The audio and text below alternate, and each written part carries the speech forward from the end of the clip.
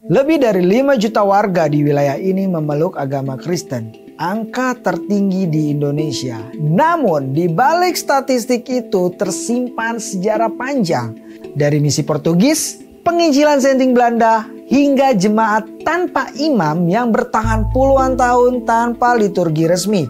Inilah dia jejak kekristenan di Nusa Tenggara Timur.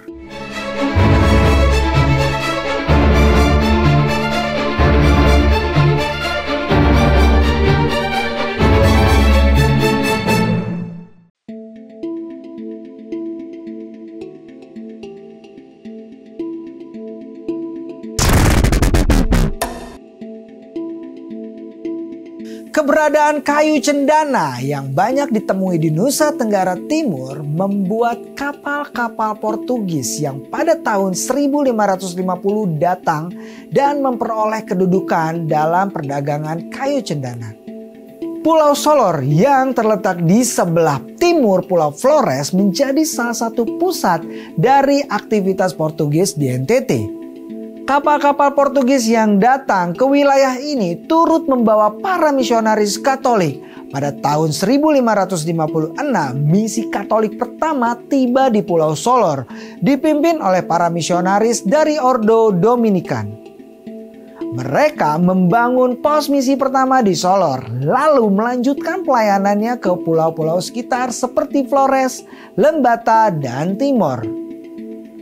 Selama abad ke-16 hingga ke-17, mereka aktif membangun gereja, membaptis penduduk, dan memperkenalkan ajaran Kristen. Baptisan menjadi pintu masuk utama dalam kekristenan. Meskipun prosesnya tidak lepas dari unsur paksaan kolonial dan konflik politik, menjelang akhir abad ke-16 tercatat sekitar 25.000 orang telah dibaptis.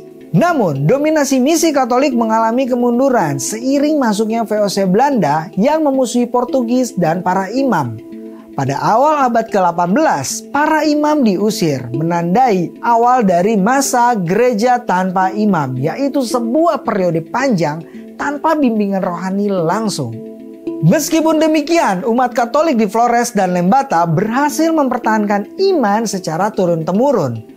Dalam ketiadaan imam dan liturgi resmi, peran kepala keluarga dan tokoh adat menjadi vital dalam menjaga ajaran dasar, ritual dan doa-doa yang menunjukkan keteguhan spiritual umat dalam mempertahankan warisan iman Katolik.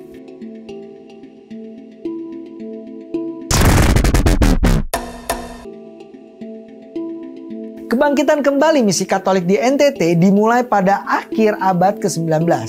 Ketika pemerintah Hindia Belanda kembali membuka ladang misi di wilayah ini. Misi Jesuit sempat masuk pada tahun 1860-an yang melayani di Larantuka. Namun kehadiran mereka bersifat sementara. Pada awal abad ke-20, Serikat Sabda Allah atau SVD mulai mengambil alih pelayanan misi di Nusa Tenggara Timur. Sejak tahun 1913, para imam SVD mulai menetapkan pengaruh mereka di Flores dengan membangun pusat-pusat misi di Ende, Maumere, Larantuka, dan Atambua. Selain itu, mereka juga mengembangkan berbagai fasilitas pendidikan, kesehatan, dan asrama sebagai bagian dari pelayanan pastoral mereka. Selain Serikat Sabda Allah, sejumlah serikat Katolik lainnya turut berperan dalam membina iman umat di Nusa Tenggara Timur. Mereka semua turut berkontribusi memperkuat pertumbuhan gereja Katolik di wilayah ini.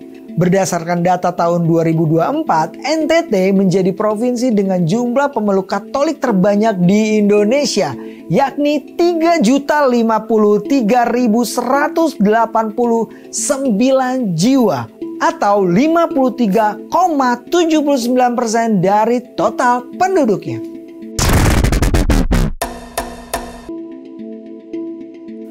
Sementara di Timor Barat, kekristenan berkembang melalui jalur Protestan. Pada tahun 1860-an, misi Protestan mulai dikuatkan oleh Zending Belanda atau Nederland Zendeling Genootschap NZG.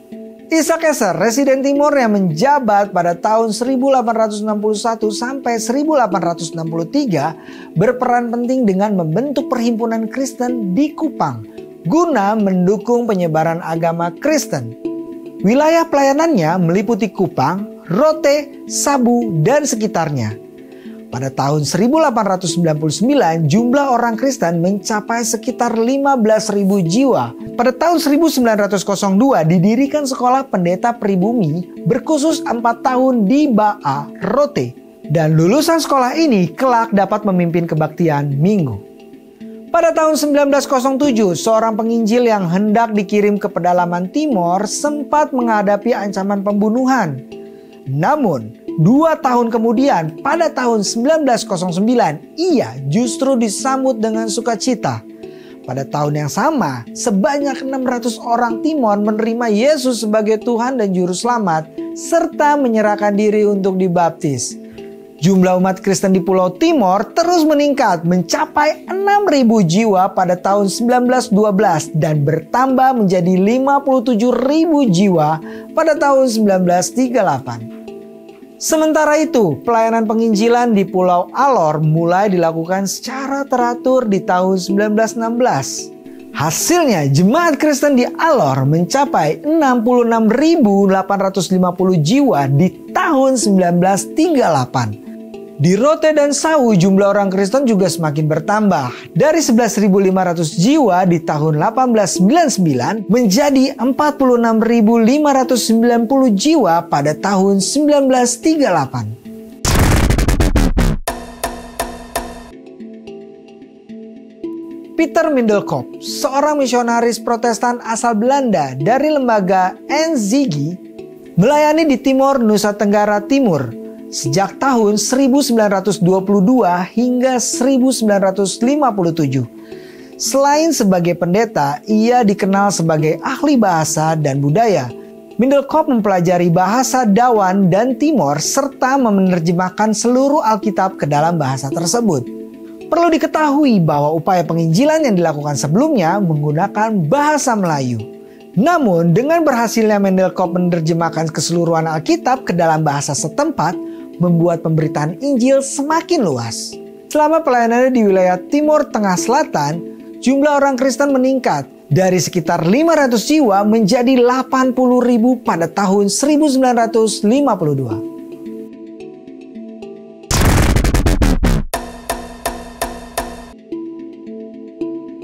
Strategi penginjilan Katolik dan Protestan di NTT memiliki tujuan yang sama, yaitu membina iman umat dan memperluas kerajaan Allah. Keduanya menggunakan pendidikan, kesehatan, dan pelibatan tenaga lokal sebagai sarana utama.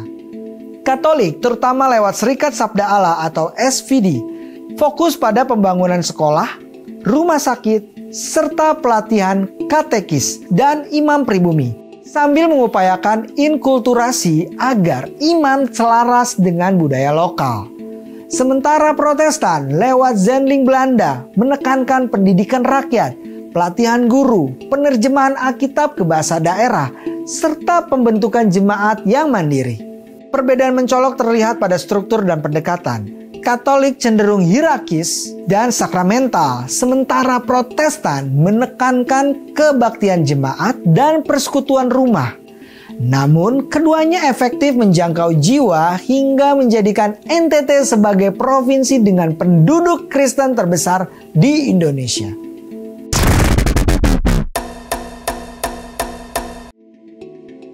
Setelah melewati masa panjang pelayanan misi, Gereja Protestan di Timor memasuki babak baru. Pada tanggal 31 Oktober 1947, berdirilah Gereja Masehi Injili di Timor atau GEMIT sebagai gereja mandiri. GEMIT merupakan hasil dari penggabungan gereja-gereja Protestan yang sebelumnya berada di bawah naungan Zending. Ini adalah tonggak penting bagi gereja di NTT yang menandai pertumbuhan gereja yang mandiri, kontekstual, dan dipimpin oleh anak bangsa sendiri. Tercatat bahwa setahun setelah berdiri, jumlah anggota gereja sekitar 200.000 jiwa dan naik menjadi 517.000 jiwa pada tahun 1971. Di tahun 1997, jemaat GEMIT sudah mencapai 1.075.000 jiwa. Dari misi pertama di Solor tahun 1556 hingga berdirinya Gemit di tahun 1947. Sejarah kekristenan di Nusa Tenggara Timur adalah kisah iman yang bertahan dalam badai. Melalui para misionaris, guru Injil, imam lokal, dan umat yang setia, Injil ditanam dan tumbuh menjadi bagian tak terpisahkan dari identitas masyarakat NTT.